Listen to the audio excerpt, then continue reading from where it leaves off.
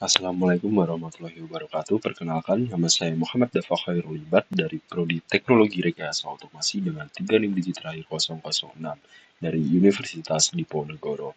Di sini saya akan menjelaskan tentang interrupt dan timer pada sistem embedded menggunakan STM32 dan ESP32. Lanjut, kita next. Konsep interrupt.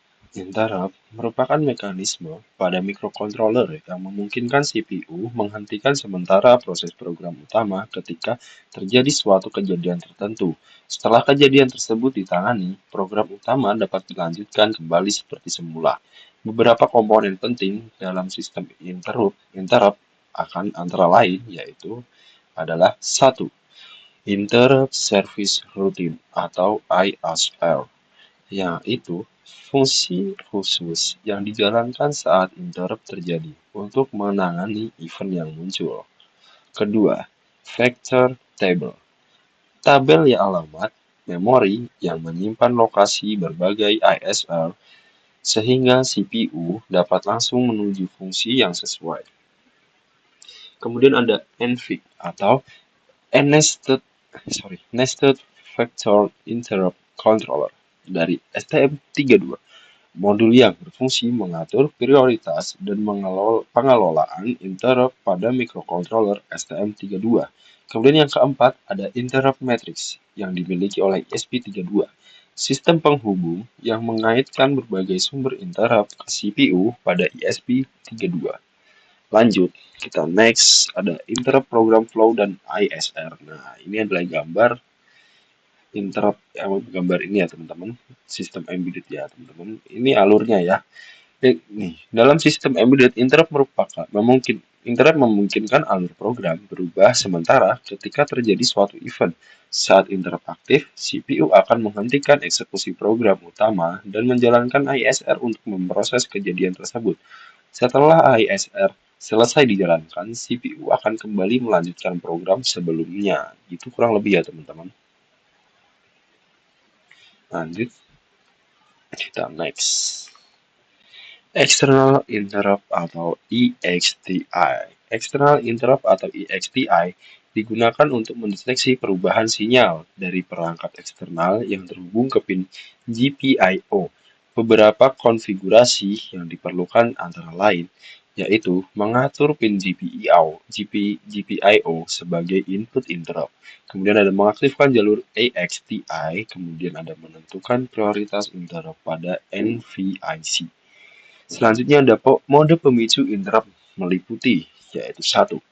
Rising edge, yaitu perubahan dari low ke high. Kemudian ada falling edge, yaitu perubahan dari high ke low. Jadi rising edge dan falling edge ini adalah kebalikannya teman-teman. Kalau rising itu kan naik. Naik itu berarti dari rendah ke tinggi. Kalau falling itu kan jatuh. Berarti dari tinggi ke bawah. Oke. Dari tinggi ke rendah. Jadi kemudian ada both edge. Itu adalah interrupt aktif pada kedua perubahan sinyal. Contoh penerapan AXTI dalam sistem embedded antara lain tombol push button, kemudian ada sensor digital, kemudian ada rotary encoder, dan lain-lain ya teman-teman, masih banyak lagi ya. Lanjut, kita ada di nested interrupt dan pengaturan prioritas. Nested interrupt merupakan konsep di mana interrupt dengan prioritas lebih tinggi dapat menghentikan ISR yang sedang berjalan. Hal ini memungkinkan sistem untuk tetap responsif terhadap kejadian yang lebih penting. Lanjut, dalam pengaturan prioritas interrupt terdapat dua parameter utama, yaitu ada preemption priority, kemudian ada menentukan interrupt yang mana yang dapat menghentikan interrupt lainnya. Jadi ini kita tentukan interrupt mana yang dapat menghentikan interrupt lainnya. Kemudian ada sub priority. Digunakan untuk menentukan urutan eksekusi jika beberapa interrupt memiliki prioritas yang sama. Jadi dia menentukan teman-teman dia yang memilih. Kemudian ada penggunaan nested interrupt memberikan beberapa keuntungan seperti 1. Mendukung sistem real time, kedua membuat pengelolaan interrupt menjadi lebih efisien. Gitu teman-teman. Kemudian ada STM32 External Interrupt EXTI arsitektur. Nah, Ini adalah external ini source-nya teman-teman ya. Ini ada external interrupt configuration register ya teman-teman. Kita lihat di sini ada source selection-nya. Nih, oke, Maximus. Nah, ini HTIH X sama dengan 0,12. Nah, ini tuh kayak konfigurasinya teman-teman ya. Kita bisa lihat di sini PA000, PB. Lanjut aja langsung kita ke selanjutnya teman-teman. Arsitektur timer. Timer merupakan peripheral pada microcontroller yang digunakan untuk melakukan pengukuran waktu atau menghasilkan interrupt secara periodik. Beberapa komponen utama pada timer yaitu ada prescaler yang digunakan untuk membagi frekuensi clock agar kecepatan perhitungan timer dapat diatur. Kemudian ada counter yang berfungsi untuk menghitung pulsa clock yang masuk. Kemudian ada auto reload register atau ARR yang ditugaskan untuk menentukan batas nilai hitung sebelum timer di reset kembali. Kemudian ada mode perhitungan pada timer antara lain adalah up counting, kemudian ada down counting, ada center align mode. Selanjutnya kita next. Ada mode timer. Timer dapat dioperasikan dalam beberapa mode sesuai kebutuhan aplikasi. Antara lain ada basic timer digunakan untuk menghasilkan interrupt secara periodik dalam interval waktu tertentu.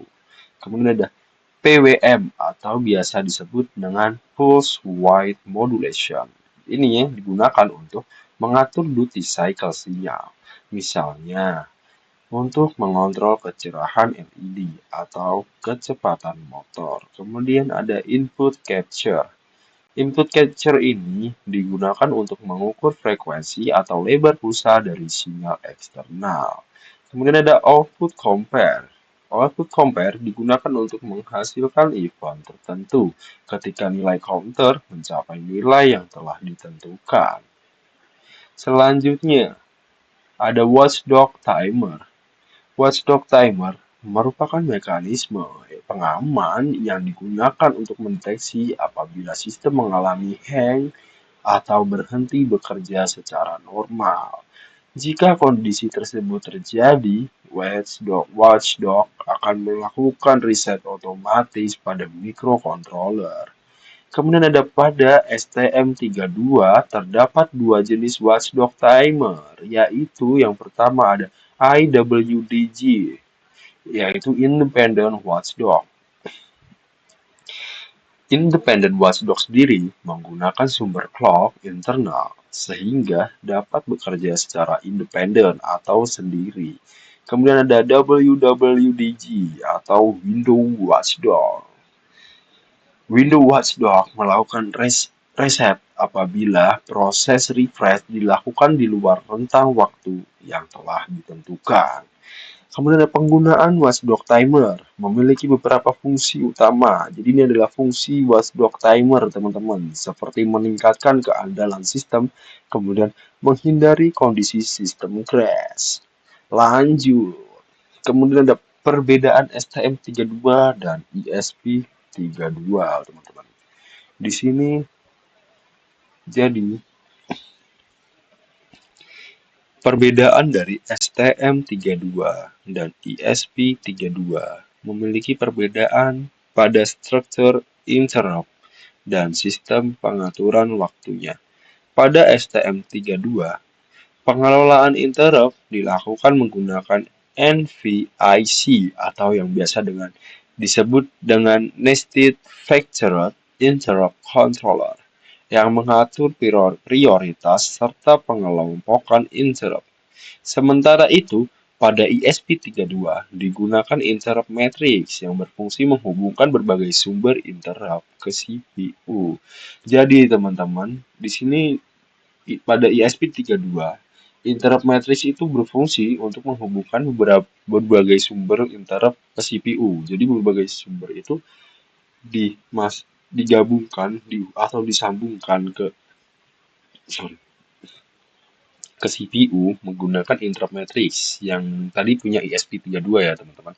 Kemudian dari sisi arsitektur prosesor, STM32 menggunakan ARM Cortex sedangkan ESP32 menggunakan ekstensa dual core yang memungkinkan pemrosesan secara paralel.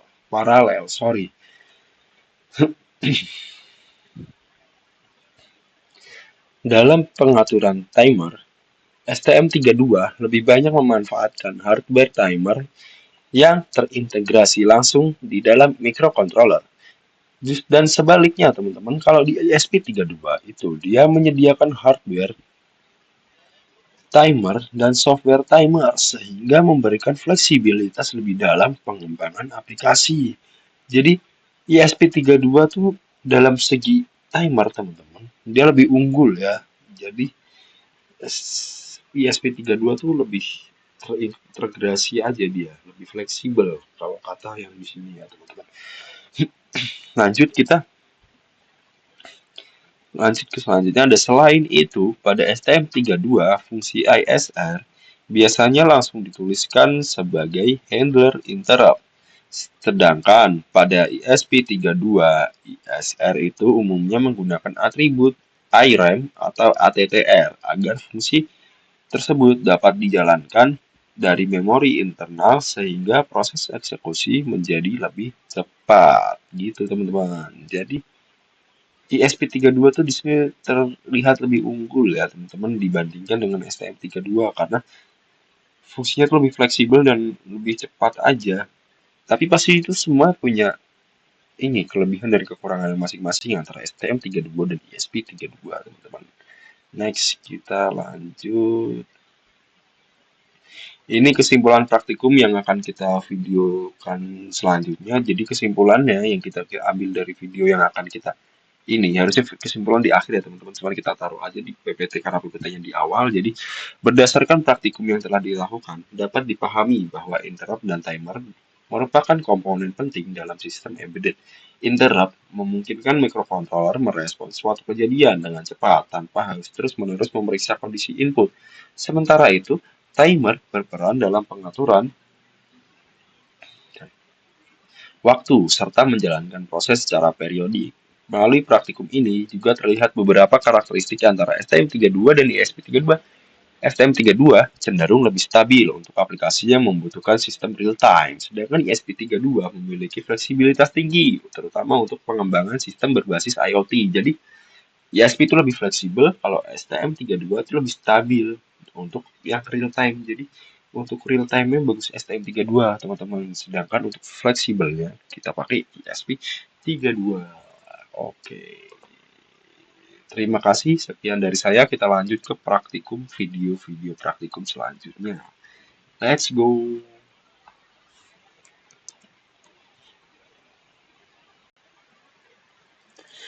Oke, langsung kita lanjut teman-teman di sini. Oke. Pertama-tama yang kita ke STM dulu. Ini adalah program dari STM. Seperti ini ya. Jadi, program itu kurang lebih seperti ini, define timernya seperti ini. Durasinya 10 detik dan 15 detik itu untuk timer sebelum interrupt ya teman-teman, itu digunakan ketika kondisi ya. Jadi ada kondisi aktif dan kondisi idle. Ini adalah penjelasannya. Ini adalah AI-nya teman-teman, gimana kita ngegenerate di sini tadi permintaan-permintaan dan perintah-perintah sesuai dengan tugas yang diberikan ya. Jadi kita upload di sini. Nah ini hasil dari uploadannya teman-teman.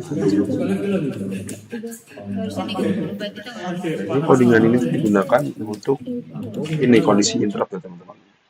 Tadi itu kondisi interrupt di mana ketika dalam 10 detik kita tekan push button itu masih bisa nyala, lampunya masih tetap bisa nyala mati. Tapi kemudian di 10, setelah 10 detik itu selesai, dalam 15 detik itu akan terjadi idle. Idle itu kondisi di mana kita tekan push button itu nggak bisa sama sekali teman-teman. Jadi tetap aja gitu. Intinya tuh seperti itu teman-teman. Oke, lanjut next. Ini kita lihat sini. Ini kurang lebih seperti ini ya fotonya ya. Sorry. Ini untuk foto rangkaiannya teman-teman. yang STM32, di sini STM32-nya lanjut. Nah, ini untuk videonya teman-teman. Ini udah. Nah, ini program yang tadi sudah saya jelaskan teman-teman di video sebelumnya. Oke, jadi ini posisinya masih idle ya. Ini Nanti idle. saat sudah aktif PB-nya ini bisa ditekan. Nah, itu dia bisa Dia bisa on off, on off, on off, on off, on off, on off. Kurang lebih seperti itu dan bakal masuk ke mode idle. Nah, mode idle ini diinterrupt ya, diberi program baru atau perintah baru di mana mode idle atau aktif dan PB tidak bisa ditekan atau tidak bisa digunakan selama 15 detik. Dan saat masuk mode aktif, PB berfungsi kembali dan dapat menyalakan atau menonaktifkan LED. Selanjutnya yang ke ESP teman. Oke, jadi di sini program yang kita gunakan untuk ESP32 GPIO interrupt di sini teman-teman. Oke, sini program yang kita gunakan. Ini loh. Engineer.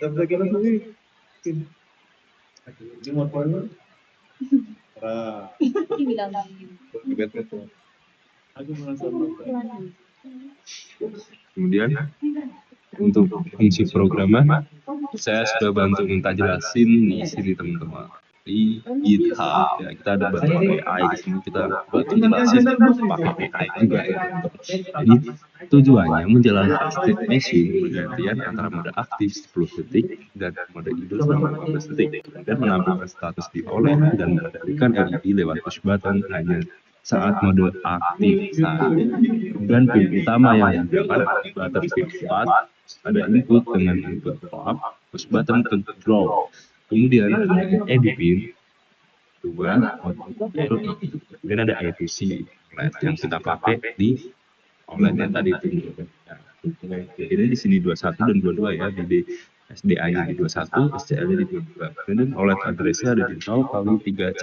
Kemudian ada interrupt dan input handling. Itu button SR dengan RAM baterai bahan asset change pin tombol ISR hanya menambah counter, pricing atau falling point. Ini untuk menghitung pricing dan fallingnya ya teman-teman, high, logical high dan low-nya ya, untuk bantu kita ya apa aja dan lain-lain. Terus ini button event sama dengan true, ISR buat minimal agar aman.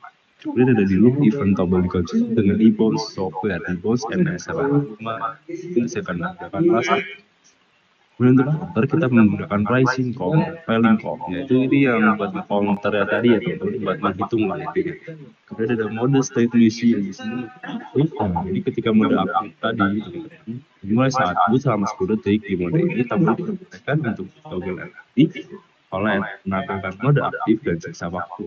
Jadi setelah 10 detik ini yang interruptnya tadi teman-teman, kita pindah ke mode idle selama 5 detik. Ini di sini ya teman-teman.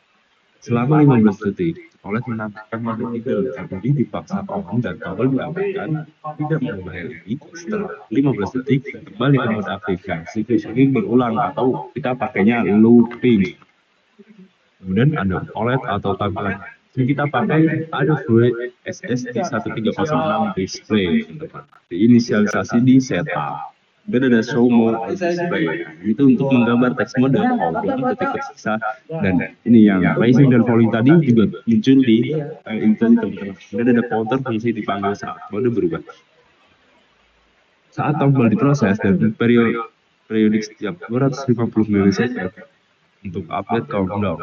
Perilaku output nyata jika berjalan saat output menampilkan aktif dan tombol selama 10 detik, tekanan tombol LED tombol on off selama aktif dan counter naik sesuai edge OLED dan serial memperbarui nilai counter. Setelah 10 detik, OLED berubah ke mode idle. LED nyala terus atau locked on, yang artinya tombol LED tombol push button tidak bisa ditekan, jadi on terus di LED-nya teman-teman.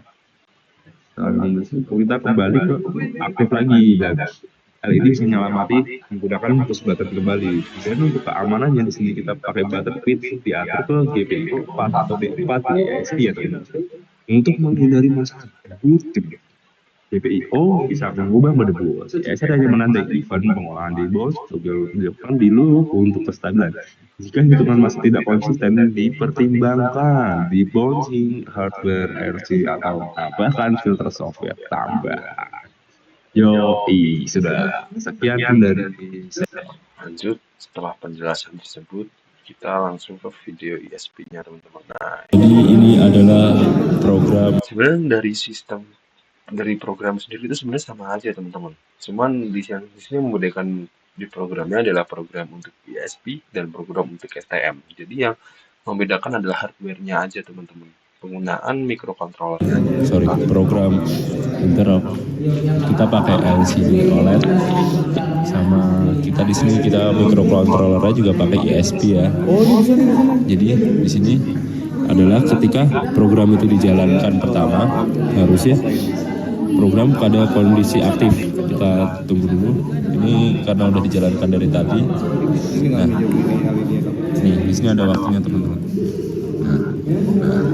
Nah, ini sudah menjadi mode aktif. Ketika mode aktif, ketika pencet push button, maka lampu di sini akan nyala mati, bisa nyala mati selama 10 detik ya. Nah, ketika sudah memasuki mode idle di sini selama 15 detik, lampu di sini ketika kita pencet push button nggak akan bereaksi karena di sini ada mode interrupt-nya. Jadi mode interrupt adalah program utama yang digantikan dengan program lainnya. Jadi intinya programnya diubah gitu teman-teman. Di sini ya. Oke, sekian dari video saya yang untuk interrupt-nya. Kemudian kita lanjut ke project teman-teman. Oke, next. Oke, lanjut. Kita langsung lanjut ke bagian project. Di sini kita ada di rangkaian. Di sini kita pakai beberapa komponen di project ini. Kita diwajibkan untuk menggunakan DHT teman-teman. Jadi ada sensor untuk suhu dan kelembapan di sini teman-teman. Untuk wiringnya sendiri seperti biasa masih sama ya teman-teman. Untuk wiringnya, untuk sensor OLED langsung menuju ke STM32 sesuai dengan tulisan di sini ada ground, PCC, VDD dan lain-lain ya teman-teman. Dan ini di sini terus kemudian push button juga mengarah ke ground, salah satunya ke ground dan satunya lagi ke pin button yang sudah ditentukan teman-teman. Dan juga dengan LED-nya sama juga, untuk yang satu ke ground, yang satunya lagi juga ke pin yang udah ditentukan. Jadi begitu teman-teman. Jadi untuk sensor DHT-nya sendiri juga sama teman-teman. Jadi di DHT-nya nanti ada kayak job sheet-nya lah teman-teman. Jadi bisa kita pasang sesuai pin yang dibutuhkan oleh DHT ini dan kita pasang di programnya teman-teman. Disamain aja. Jadi untuk fungsinya sendiri ini adalah project yang pertama ini adalah project untuk mengecek suhu dan yang ada LED-nya terus counter dari push button teman-teman. Nah, ini adalah pengecekan suhu di sini kita lihat. Nah, sini kurang lebih seperti itu.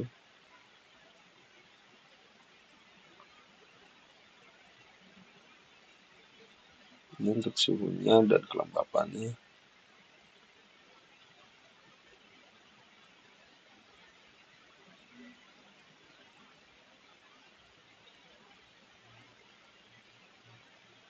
Nah, itu untuk counter push buttonnya ketika ditekan dia ini ya teman-teman.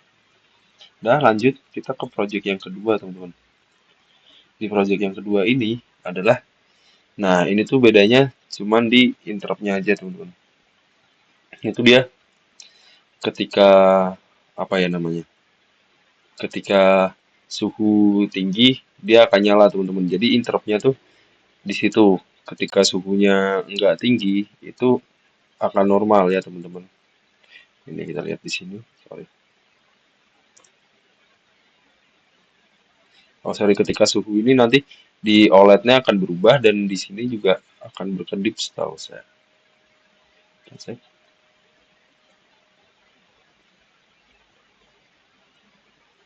Nih dari nyala